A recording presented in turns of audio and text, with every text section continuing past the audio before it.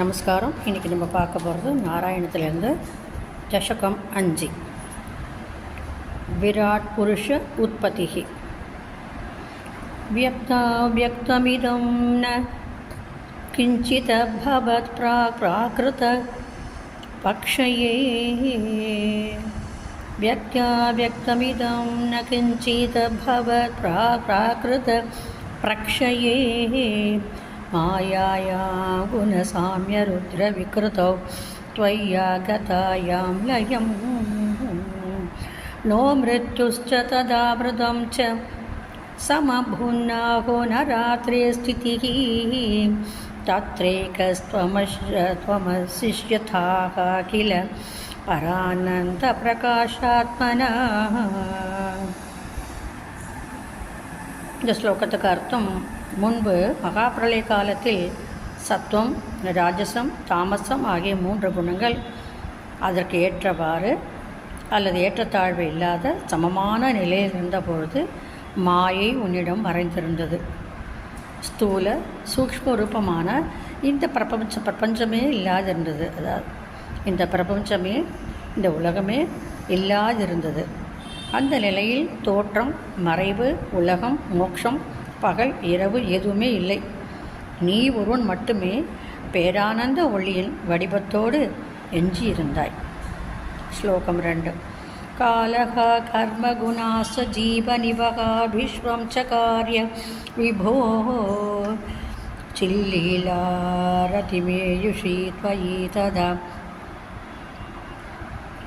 நிலீனதாமாயாயுः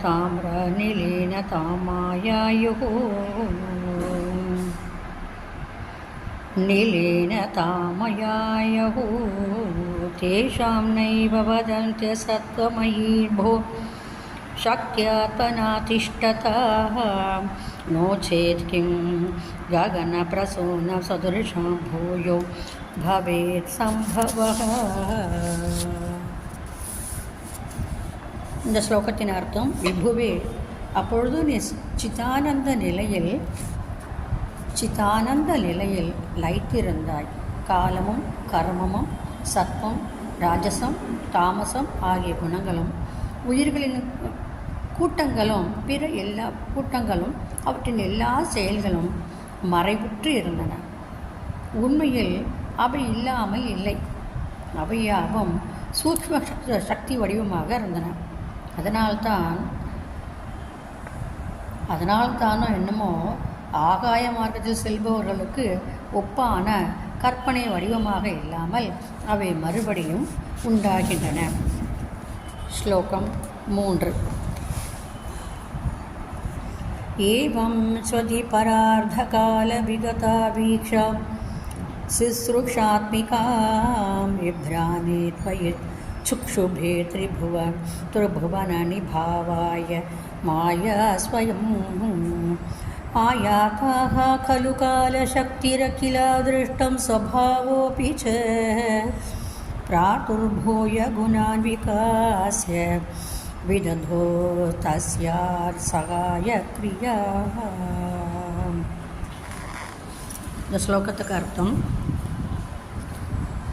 அந்த நிலை 2 பார்த்த காலம் நீடித்தது. அதாவது அந்த நிலையானது 2 பரார்த்த காலம் நீடித்தது. அதன் இறுதியில் நீ உலகத்தை படைக்க விரும்பி மாயையின் மீது பார்வையை செலுத்தினாய். அப்பொழுது உலகங்களின் தோற்றத்திற்காக மாயை தானாகவே அசைந்தது. அந்த மாயையிலிருந்து காலசக்தியும் எல்லா உயிர்களின் கண்ணுக்கு புலப்படாத செயல்களும் அவற்றின் தன்மையும் தோன்றின. அவை சத்வம், ராஜசம், தாமசம் ஆகிய குணங்களை தோற்றுவித்து அந்த மாயைக்கு உதவி செய்தன. ஸ்லோகம் 4. மாயா சந்நிஹிதோ பிரவிஷ்டவபுஷா சாக்ஷீதி கீதோ பவான் भेदैस्त्वां प्रतिबिम्बतो विविशिवान् जीवोऽपि नैवापरः. कालादिप्रतिबोधितात् भवता संचोदिता च स्वयं மாயா சகலோ புத்தி தத்துவம் சிருஜத்யோசோ மகானுச்சியதே. இந்த ஸ்லோகத்துக்கு அர்த்தம், மாயையின் அருகில் இருந்து கொண்டும் அதனுள் கலவாத திருமேனியாய் அனைத்தையும் பார்ப்பவனாய் இருப்பதாலே நீயே சாட்சி என்று கூறப்படுகிறாய். பல வேறுபாடுகளோடு அந்த மாயையினுள் பிரதிபிம்ப வடிவமாக புகுந்த உயிரும் நீயேதான், வேறு ஒருவரும் இல்லை. பின் உன்னால் தூண்டப்பட்ட காலம், கர்மம், சுபாவம் என்ற வகையில் விளங்கிய அந்த மாயை தானாகவே புத்தி தத்துவத்தை படைத்தது. அந்த புத்தி தத்துவமே இந்த மகத் தத்துவம் என்று சொல்லப்படுகிறது. ஸ்லோகம் 5.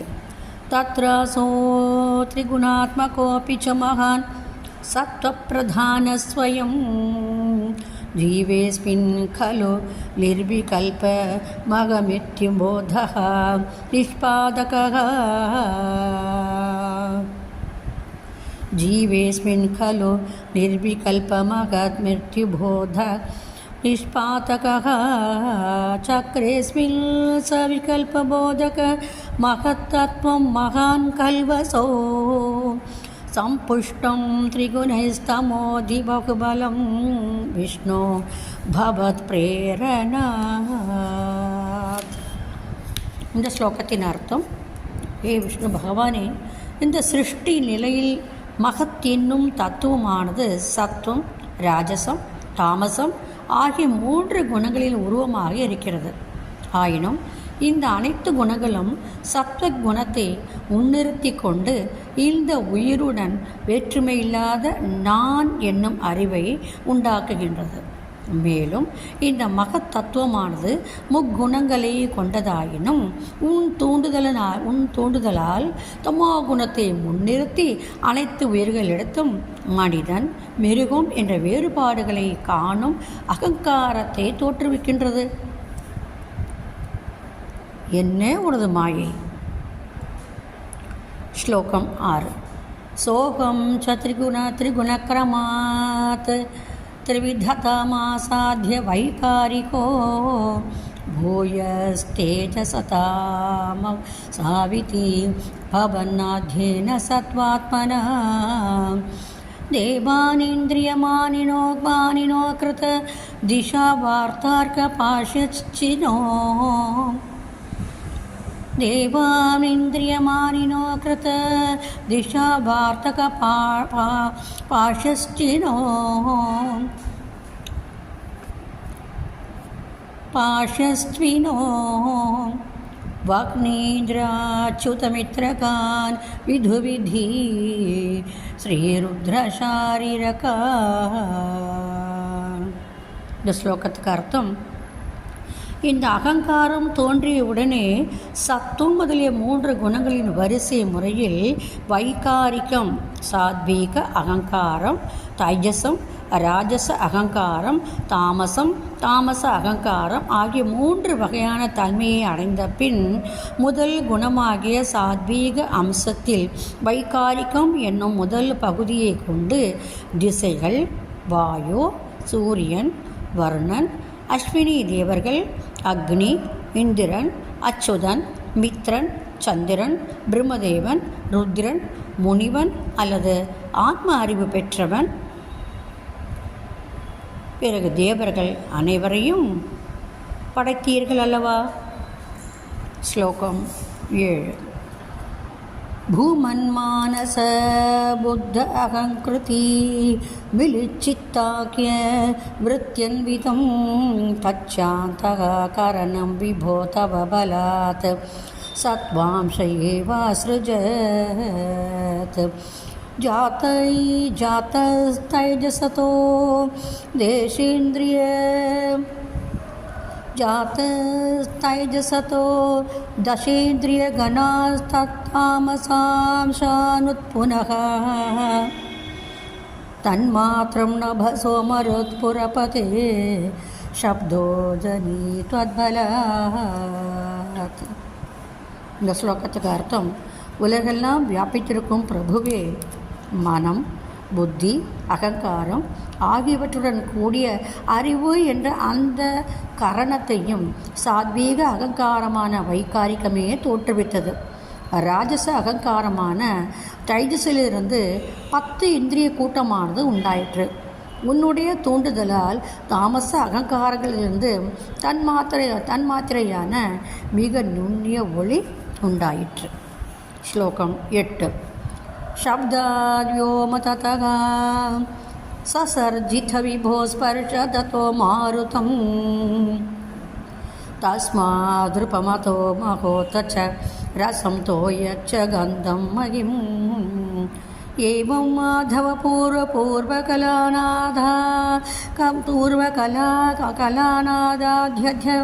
தர்மான்விதம் பூதக்ராமமிவம் त्वमेव பகவான் பிரகாஷயஸ்தாமசாத். இந்த ஸ்லோகத்தின் அர்த்தம்: தலைவனே, அப்பா குருவாயூரின் தலைவனே, குருவாயூரப்பா, திருமகளின் கணவனே, பகவானே, ஒளி நின்ற ஆகாயத்தையும் அதனின்று ஸ்பர்ஷத்தையும் அதிலிருந்து காற்றையும் அதிலிருந்து ரூபத்தையும் அதிலிருந்து அக்னியையும் அதிலிருந்து ரசத்தையும் அதிலிருந்து நீரையும் அதனின்று மண்ணத்தையும் அதனின்று நிலத்தையும் படைத்தாய். இப்படி வரிசையாக முன்னே உண்டான ஒளி முதலியவற்றின் சேர்க்கையினால் அவற்றின் தன்மையோடு கூடிய இந்த பஞ்சபூத தொகுதியை நீயே தாமச அகங்காரத்திலிருந்து உண்டாக்கினாய் அல்லவா? ஸ்லோகம் 8.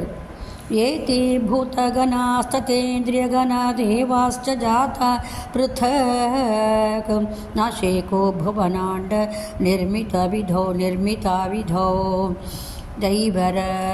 दैवरमिभिस्तदा त्वं नानाविधसूक्तिभिर्नुतगुणाः तत्त्वान्यमून्यान्विषं शेषशक्तिर्मुदीर्य तानि घटयन् கைரண்யமண்டம் வியதாக. இந்த ஸ்லோகத்துக்கு அர்த்தம்: இவ்வாறு இந்த 50 பஞ்சபூதங்களின் கூட்டங்களும் இந்திரியங்களின் தொகுதிகளும் அவற்றின் பற்றுடைய தேவர்களும் உண்டாகி உன்னோடு ஒன்று இணையாமல் அவை ஒன்றோடு ஒன்று இணையாமல், அதாவது உன்னோடு ஒன்றுமே இணையாமல் அவை தனித்தனியாக இருந்தன. அதனால் அவை தாமே பிரம்மாண்டத்தை படைக்க வல்லமை உடையவனாக இல்லை. அப்பொழுது அந்த தேவர்கள் உன் குணங்களை பல வகையான பாடல்களால் துதித்து உன்னை வழிபட்டார்கள். உடனே நீ அந்த மகத் முதலிய தத்துவங்களில் புகுந்து கொண்டு செயலாற்றவை என்று சொல்லக்கூடிய மேலே சொல்லப்பட்ட அனைத்து இந்திரியங்களையும் ஒன்று கூடும்படி செய்து பின் பொன்மயமான பிரம்மாண்டத்தை படைத்தாயல்லவா? ஸ்லோகம் 10. அண்டம் தத்கலு பூர்வசிருஷ்டசலிலே திஷ்டயத் சகஸ்ரம் சமாக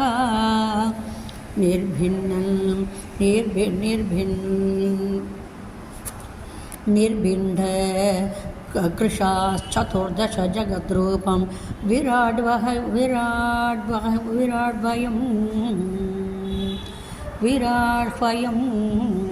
सागस्रेयीकरः पादमूर्धनिवहै निःशेष जीवात्मको निर्भातोऽसि मरुत्पुराधिपसमां त्रायस्व सर्वमयात् மாம் திராயஸ்வ சர்வாமயாத். இந்த ஸ்லோகத்தின் அர்த்தம்: குருவாயூரின் தலைவனே, இந்த பிரம்மாண்டம் முன்பே படைக்கப்பட்ட நீரில் 1000 ஆண்டுகள் இருந்தன. நீ அதனை பிளந்து 14 உலகங்களில் உருவான விராட் என்னும் பெயரை உடைய வடிவத்தை படைத்தாய். அதில் பல 1000 கை, கால், தலை ஆகியவற்றின் தொகுதியோடு அனைத்து உயிர்களின் வடிவமாக விராட் ரூபத்தில் நீயே பிரகாசித்தாய். அப்பேற்பட்ட நீயே எம்மை எல்லா நோய்களிலிருந்தும் காப்பாற்ற வேண்டும் அப்பா.